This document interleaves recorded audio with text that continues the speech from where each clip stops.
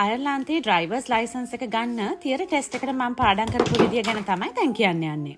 TTT app එක download කරගෙන තමයි මම පාඩම් කරේ. ඒක තමයි ලේසිම ක්‍රමය කියලා මම නම් හිතන්නේ. ඒකට අනුව කැටගරීස් කිහිපයක් තියෙනවා.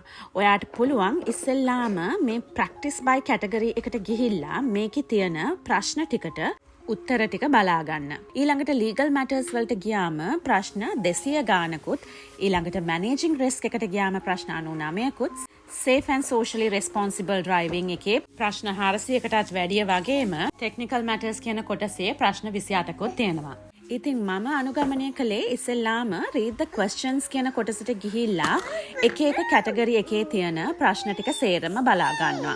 ඒවවල උත්තර මේ කොළ පාටින් ලකුණු කරලා තියෙනවා. ඉතින් ඔයාලට හරියම ලේසි මේ ටික පාඩම් කරගන්න. ඊළඟට මම කරේ practice by category කියන කොටසට ගිහිල්ලා මම ඒ කලින් පාඩම් කරපු කැටගරි එක තෝරගෙන ඒ ප්‍රශ්න වලට උත්තර සපයන එක.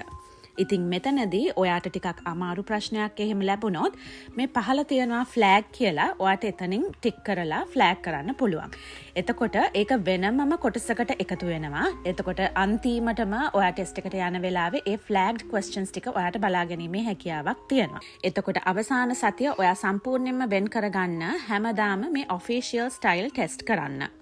මේ හැම කැටගරි එකක්ම මම පාඩම් කරාට අර safe and socially responsible driving කියන කොටස නම් මම බලාගත්තේ නැහැ. මොකද ඒකට හේතුව ඒකේ ප්‍රශ්න 500කට කිට්ටුවෙන් තියෙන හින්දා මට නම් කරන්න බැහැම කියලා හිතුණා.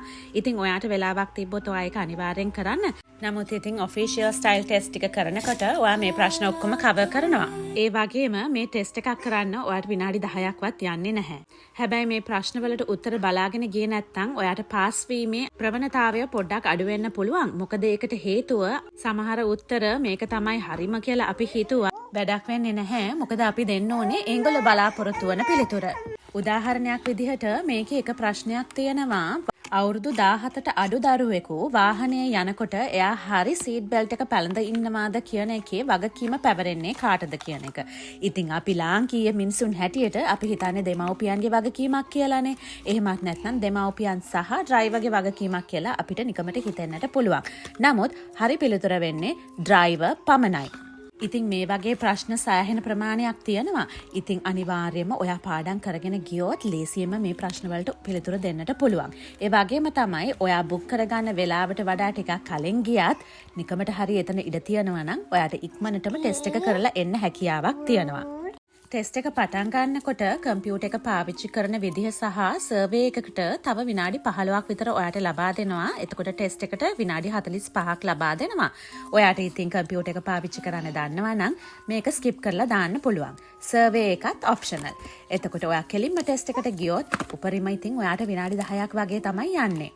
ලකුණු 35ක්නේ ඔයා ගන්න ඕනේ. ඊළඟට ඔයාගේ ටෙස්ට් එක ඉවර වුණාම ඔයා පාස් කියන එක විතරයි ඒගොල්ලෝ එතනදී පෙන්වන්නේ. ඔයාගේ ලකුණු ප්‍රමාණය එන්නේ ඊමේල් එකක් හරහා. ඊට පස්සේ ඔයා ඇප්ලයි කරන්න ඕනේ ලර්නර් පර්මිට් එකට.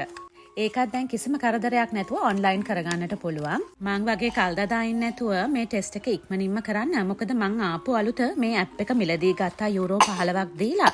නමුත් ඇප් එක අප්ඩේට් වුණාට පස්සේ නැවතත් මුදල් ගෙවන්නට සිද්ධ වුණා. ඉතින් කම්මැලි වෙන්නේ නැතුව ඔයා ඉක්මනටම මේ ටෙස්ට් එක කරගන්න. අනිත් එක තමයි ෆැමිලි ෂෙයාරින් හරහා ඔයාට ඇප් එක ඔයාගේ පවුලේ අයත් එක්ක බෙදා ගැනීමේ හැකියාවකුත් තියෙනවා. ඒක ගැන පොඩ්ඩක් හොයලා බලන්න. මට නම් අවස්ථාවක් හම්බුන්නේ නැහැ වැඩි විස්තර හොයන්න. ඒ වගේම තමයි මං හොයාගත්ත විදිහට දැන් ඉතින් අනිවාර්යෙන්ම වාහනයට ඉන්ෂුරන්ස් එක ගන්න ඔයාගේ ඩ්‍රයිවර් ලයිසන්ස් එකේ නම්බරය ලබා දෙන්නට ඕනේනේ. ඔයා ඉන්ටර්නැෂනල් ලයිසන්ස් එකේ නම්බරය ලබා දුන්නොත් හැම ඉන්ෂුරන්ස් ආයතනයක්ම ඒක බාරගන්නේ නැහැ කියන එක තමයි මට දැනගන්නට ලැබුණේ.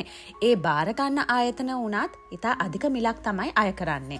උදාහරණයක් ලෙස අපේ වාහනය 2015 රෙජිස්ටර්ඩ් වාහනයක්. එතකොට මේකට මමයි මහත්තයයි දෙන්නම අවුරුද්දටම ගෙවන්නේ යුරෝ 350ක් වගේ මුදලක්. නමුත් ඔයා ඉන්ටර්නැෂනල් ලයිසන්ස් ඒ කියන්නේ ඔයාගේ ලංකාවේ ඩ්‍රයිවර්ස් ලයිසන්ස් එකේ නම්බරය ලබා දෙනවා නම් ඔයාට යුරෝ 2000ක් 3000ක් වගේ මුදලක් ගෙවන්න වෙනවා කියලා තමයි මට නම් දැනගන්නට ලැබුණේ. මේක මේ දීර්ඝකාලීනව අයර්ලන්තයේ ඉන්න අයට පමණයි. විසිට් එන අයට නම් නෙවෙයි. ඔයා විසිට් ඇවිල්ලා රෙන්ට් එකට වාහනයක් ගන්නවා නම් මම දන්න හැටියට ඒ රෙන්ට් එකට වාහනය දෙන ආයතනයෙන් ඉන්ෂුරන්ස් එකක් ඔයාට ලබා දෙනවා. මං හිතන්නේ හැමදේම කවර් කරා. මොන හරි ප්‍රශ්න තියෙනවා නම් අහන්න මං හොයලා බලලා උත්තර දෙන්නම්. බොහොම ස්තුතියි.